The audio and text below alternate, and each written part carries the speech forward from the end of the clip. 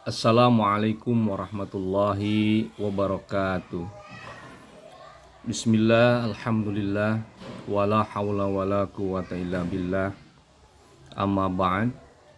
Saudara-saudara mahasiswa semester 1 PAU dan Ekonomi Syariah Universitas Selatan Samosir yang saya cintai dan saya banggakan. Alhamdulillah, pada pertemuan perkuliahan kali ini kita akan bersama-sama membahas tentang Syiah dan aliran-aliran lain dalam pluralitas Islam. Mari sebelum kita mulai sama-sama membaca basmalah. Bismillahirrahmanirrahim. Saudara-saudara sekalian, apa tujuan dari pembelajaran Syiah dan aliran-aliran lain dalam Islam ini? Tujuan pembelajarannya memahami latar belakang munculnya aliran-aliran teologi dalam Islam, seperti Sunni, Syiah, Mu'tazilah, Khawarij, dan lainnya. Yang kedua, menjelaskan doktrin utama Syiah secara ilmiah sesuai literatur teologis. Yang ketiga, membandingkan Syiah dengan aliran-aliran lain untuk melihat persamaan dan perbedaannya. Dan tujuan pembelajaran yang terakhir adalah mengembangkan sikap moderat dan toleran terhadap keberagaman pemikiran internal umat Islam. Berikutnya, saudara, pluralitas dalam Islam.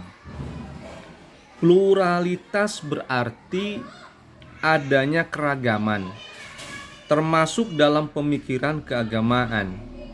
Islam mengakui keragaman sebagai sunatullah.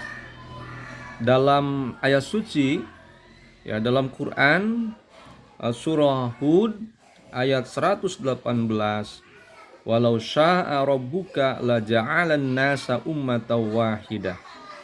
Jika Tuhanmu menghendaki, niscaya Dia menjadikan manusia satu umat saja, tetapi mereka senantiasa berselisih.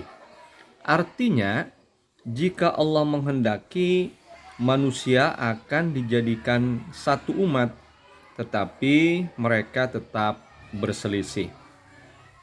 Saudara-saudara, ayat ini menunjukkan perbedaan adalah keniscayaan. Perbedaan teologis dalam Islam tidak terlepas dari kehendak Allah. Tugas manusia adalah menjaga adab dalam perbedaan, bukan menghilangkan perbedaan. Slide berikutnya, apa penyebab munculnya aliran teologi? Beberapa faktor yang menyebabkan munculnya berbagai aliran teologi. Isu politik setelah wafatnya Nabi, terutama mengenai siapa yang berhak memimpin umat. Yang kedua, perbedaan kondisi politik pada masa Bani Umayyah dan Abbasiyah yang memicu perdebatan teologis. Yang ketiga, masuknya filsafat Yunani, Persia, dan pemikiran eksternal yang mempengaruhi sebagian kelompok. Berikutnya adalah perbedaan metode memahami ayat mutasabihat, misalnya ayat tentang sifat Allah. Dan yang berikutnya adalah isu teologis besar seperti takdir, kehendak manusia, iman, kufur, dan dosa besar. Semua faktor ini melahirkan aliran seperti Syiah, Mu'tazilah, Khawarij, Sunni, dan lainnya yang sudah kita bahas dalam pertemuan kemarin. Saudara, kita lanjutkan. Berikutnya adalah peta besar aliran ilmu kalam. peta besar aliran ilmu kalam.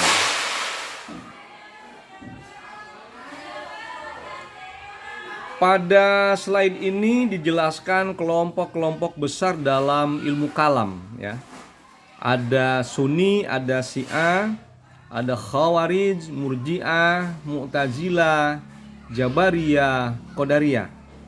Nah, Sunni ini ada dua, ya, ada dua aliran, Asy'ariyah dan Maturidiyah. Ya, aliran teologi mayoritas yang menyeimbangkan akal dan wahyu. Nah, kalau Syiah terdiri dari Imamiyah, yaitu 12 imam, Zaidiyah dan Ismailiyah. Khawarij dikenal dengan pandangan keras tentang iman dan dosa. Sedangkan Murji'ah menunda penilaian iman seseorang kepada Allah. Mu'tazilah sangat rasional, menekankan keadilan Tuhan. Ya, dan Jabariyah, manusia tidak memiliki kehendak bebas. Dan yang terakhir, Qadariyah, manusia memiliki kehendak bebas penuh.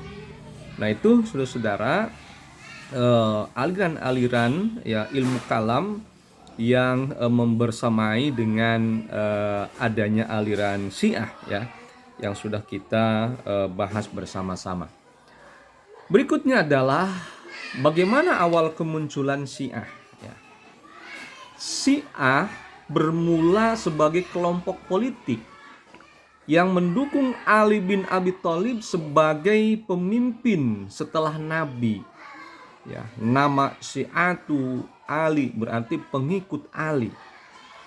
Yang menjadi poin penting di sini adalah pada awalnya bukan aliran teologis, tetapi gerakan pendukung figur politik yang seiring waktu berkembang menjadi doktrin keagamaan, terutama mengenai imamah. Pertumbuhan Syiah terkait peristiwa-peristiwa seperti Karbala dan konflik dengan penguasaan Umayyah.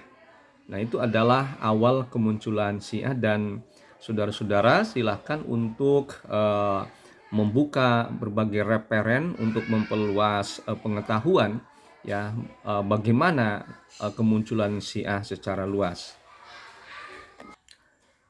Baik, kita lanjutkan. Slide berikutnya adalah doktrin utama Syiah. Memiliki beberapa doktrin pokok. Yang pertama imamah, kemaksuman imam, ahlul bait, dan Imam Mahdi. Apa maksudnya imamah? Jadi Syiah memandang kepemimpinan umat harus ditunjuk oleh Allah melalui nabi, bukan dipilih umat. Nah, ini pemikiran tentang imamah. Terus kemaksuman imam atau maksum. Jadi imam dianggap terjaga dari dosa dan kesalahan dalam menyampaikan ajaran. Ahlul bait sebagai sumber otoritatif. Jadi Syiah memposisikan keluarga Nabi itu sebagai pewaris utama ilmu agama.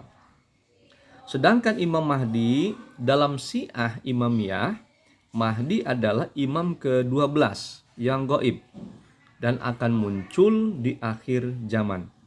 Nah, jadi semua ini adalah bagian dari struktur teologi Syiah sebagaimana dijelaskan dalam kitab-kitab, ya, standar seperti Ushulul Kafi dan karya ulama Syiah klasik. Baik, berikutnya imamah dalam Syiah. Imamah adalah konsep paling sentral dalam Syiah. Imamah, kelanjutan misi kenabian dalam hal bimbingan spiritual. Imam dipilih melalui nas, bukan melalui musyawarah. Imam dipercaya memiliki ilmu batin dan lahir. Dan imam menjadi rujukan utama hukum agama. Nah, itu persepsi tentang imamah dalam Syiah, ya. Kita lanjut cabang-cabang Syiah. Nah, cabang-cabang Syiah di sini ada 3 cabang utama. Yang pertama adalah Imamiyah, ya. yang kedua Zaidiyah, dan yang ketiga Ismailiyah. Nah, Imamiyah ini mayoritas Syiah saat ini, memiliki 12 imam dari Ali hingga Imam Mahdi ya. Terus fikihnya adalah mazhab Ja'fari.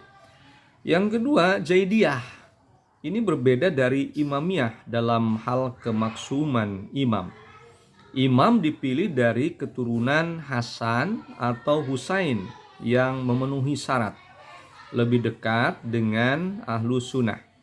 Nah, yang ketiga Ismailiyah berbeda pada imam ketujuh, yaitu Ismail ibnu Ja'far, memiliki struktur pemikiran yang lebih filosofis dan esoteris. Kita selanjutnya sejarah pemikiran Syiah. Pemikiran Syiah berkembang pesat pada masa Abbasiyah. Bagaimana kontribusinya? Pengembangan fikih Ja'fari, pemikiran filsafat dan tasawuf, perkembangan ilmu hadis khusus Ahlul Bait, dan tokoh penting yaitu Imam Ja'far As-Shadiq ya, Mufid dan At-Tusi ya. Berikutnya adalah titik persamaan Syiah dan Sunni.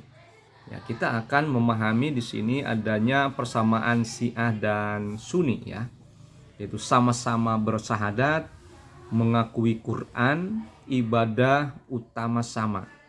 Jadi mengakui Allah sebagai Tuhan yang esa, mengakui kenabian Muhammad SAW, mengimani Al-Quran sebagai kitab suci, melaksanakan ibadah seperti sholat, puasa, zakat, dan haji. Jadi sama-sama ya. Kita lanjutkan perbedaan sekarang, perbedaan Syiah dan Sunni ya. Titik perbedaannya itu ya, perbedaan tidak berarti permusuhan di sini ya. Gitu, tetapi bagian dari dinamika pemikiran. Kalau di bidang kepemimpinan, Sunni itu dipilih umat. Ya, sedangkan Syiah ditunjuk Allah. Nah, di bidang kedudukan imam, Sunni tidak maksum, Syiah maksum. Di bidang hadis, Sunni kutub sittah, sedangkan Syiah usulul kafi, tahzib, dan istibsar ya. Dan yang terakhir di bidang fikih, kalau Sunni ada 4 mazhab 4, sedangkan Syiah mazhab Ja'fari. Kita lanjut Mu'tazilah. Aliran lain Mu'tazilah. Mu'tazilah adalah aliran yang menekankan akal dalam memahami agama. Ya, cirinya menekankan keadilan Tuhan, manusia memiliki kehendak bebas, tauhid dipahami secara ketat, menolak sifat-sifat Tuhan yang dianggap menyerupai makhluk, amar ma'ruf nahi munkar menjadi kewajiban teologis. Ini adalah aliran rasionalis Islam ya, Mu'tazilah itu. Kita lanjutkan Khawarij. Aliran Khawarij. Khawarij muncul saat peristiwa tahkim ya, pada masa Ali. Apa ciri-cirinya? Mengkafirkan pelaku dosa besar. Nah, ini sudah dijelaskan oleh kita khusus menjelaskan ya dalam perkuliahan itu tentang Khawarij. Sangat tegas dalam memahami iman, mengutamakan puritanisme, terus pandangan keras mereka menyebabkan banyak konflik sejarah. Kita lanjut Murji'ah, lawan ekstrimnya dari Khawarij ya. Cirinya adalah pelaku dosa besar tetap mukmin. Ya, urusan iman diserahkan kepada Allah. Nah, menenangkan umat dari konflik politik. Jadi Murji'ah ini berpengaruh ya besar dalam meredam radikalisme pada masa itu. Berikutnya Jabariyah dan Qadariyah. Ya, kalau Jabariyah itu mengajarkan bahwa manusia tidak memiliki kehendak bebas. Semua perbuatan ditentukan oleh Allah, menekankan kekuasaan mutlak Tuhan. Sedangkan Qadariyah manusia memiliki kehendak bebas penuh. Manusia bertanggung jawab atas semua perbuatannya dan menekankan aspek keadilan Tuhan. Keduanya adalah ekstrim dalam masalah takdir. Berikutnya, perbandingan aliran. Baik, kita akan memahami ya sederhananya saja kita bagaimana perbandingan dari aliran-aliran yang sudah kita pelajari dalam perkuliahan. Asy'ariyah itu moderat dalam akal wahyu. Nah, Syiah moderat rasional dan menekankan imamah. Mu'tazilah rasional ketat. Khawarij tekstual dan keras. Murji'ah sangat longgar. Jabariyah fatalistik. Qadariyah menekankan kebebasan manusia. Ya, itu ya perbandingan daripada pemikiran-pemikiran yang dikembangkan oleh aliran-aliran ya yang sudah kita sebutkan tadi. Berikutnya slide tentang Syiah dalam pluralitas. Syiah adalah sebagian dari umat Islam. Perbedaannya terjadi karena faktor sejarah dan metodologi. Perbedaan tidak menghapus nilai kebersamaan dalam hal tauhid, syariat, dan kecintaan kepada Nabi. Memahami Syiah membantu kita mahasiswa menghargai realitas keberagamaan umat Islam itu sendiri. Berikutnya adalah etika perbedaan. Bagaimana kita menghadapi perbedaan. Jadi Islam itu memberikan pedoman dalam berikhtilaf, tidak melakukan takfir sembarangan, menghormati pendapat ulama dari berbagai aliran, mendahulukan persatuan umat, berdebat dengan cara yang baik dan ilmiah, menghindari kebencian atau prasangka. Saudara-saudara mahasiswa PAUD dan Ekonomi Syariah yang saya cintai dan saya banggakan, perkuliahan kali ini kita dalam membahas tentang Syiah dan aliran-aliran lainnya yang bisa disampaikan demikian, dan kita tutup dengan beberapa kesimpulan di sini, bahwa kesimpulannya aliran-aliran dalam Islam itu muncul karena dinamika sejarah dan pemikiran. Syiah adalah salah satu aliran besar dengan tradisi ilmiah yang kuat. Perbedaan yang ada harus dipahami, bukan dimusuhi. Ya, mahasiswa harus memiliki pemahaman yang objektif, ilmiah, dan beradab terhadap pluralitas. Semoga perkuliahan pada kesempatan ini membawakan manfaat bagi kita, materi bisa memperkaya kita sehingga kita dapat memahami